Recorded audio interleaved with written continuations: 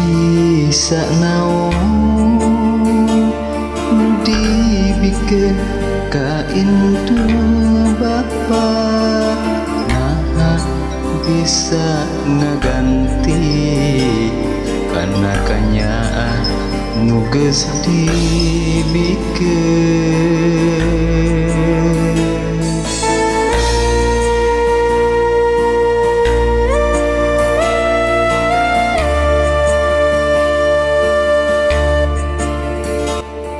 Naha bakal narima mun indung Bapa teu walagaya, naha bakal sarua ngurusna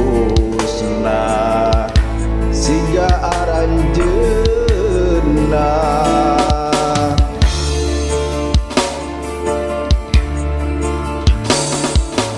Kadang urang sok poho, kadang urang sok tega, kadang urang sok pura-pura najan indung jeung Bapa. Kelandangan tunggara kanyaan nu jadi indung, moal siganya anak gunung, kanyaan nu jadi Bapa, moal siga sajarah. Kanyaan indung Bapa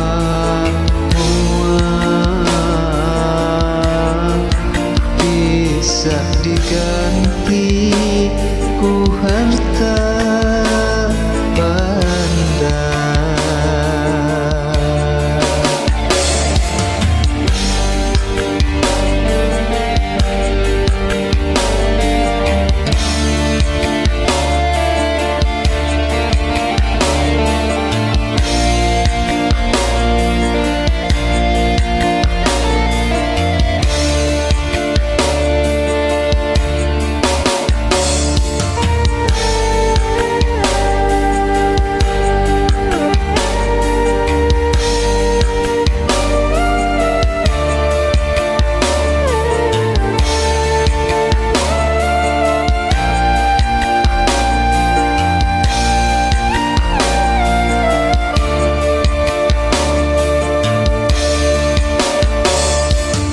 Geus bisa naon nu dibikeun ka indung Bapa, nah bisa ngaganti kana kanyaan nu geus dibikeun nasiga aranjeunna.